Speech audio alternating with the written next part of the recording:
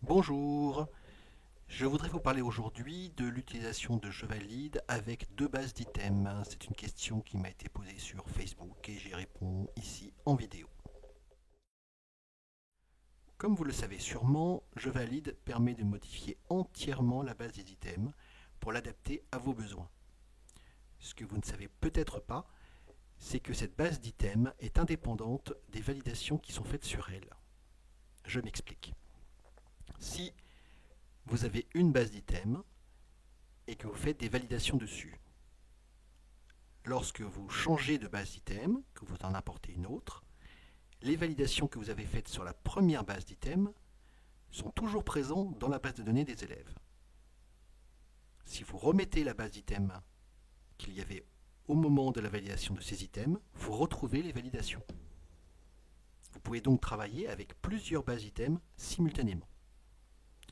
Ici, je modifie la base item par défaut, la base française, en lui ajoutant un item que je vais sauvegarder dans le cloud.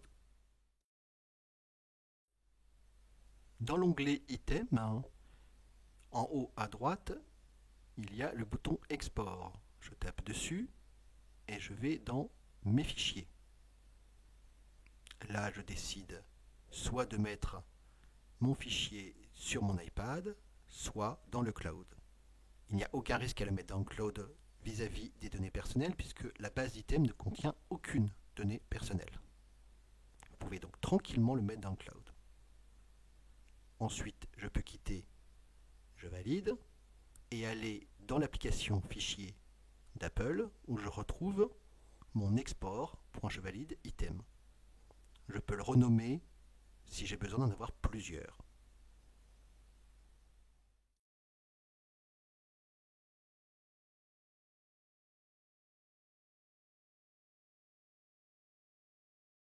Retournons maintenant dans Je valide.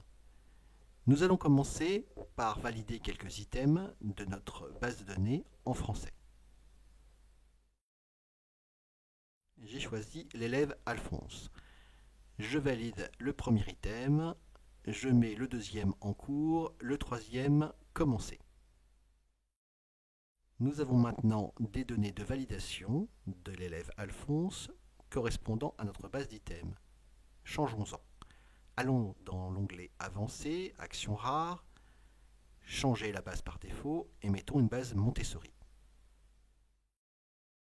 Comme vous pouvez le constater, dans l'onglet Items, nous avons bien les items de Montessori. Comme précédemment avec la base d'items français, nous allons valider des items pour Alphonse.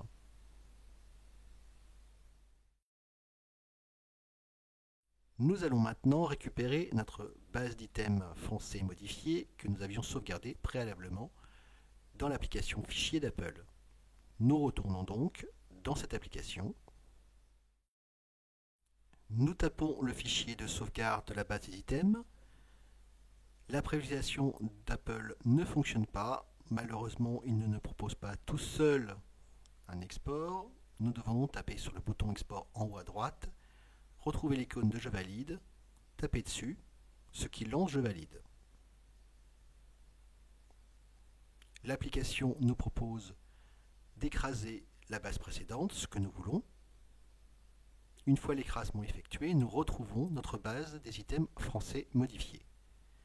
Comme vous pouvez le voir, les validations que nous avions faites précédemment sont restées et l'item que nous avions rajouté est bien là. Remettons la base des items Montessori pour bien vérifier que tout fonctionne correctement. Nous remettons donc cette base de données, nous retournons dans Alphonse et nous retrouvons nos validations pour la base de données Montessori. Voilà, c'est tout pour aujourd'hui. Comme d'habitude, si vous avez la moindre question, suggestion, n'hésitez pas à me contacter. Au revoir.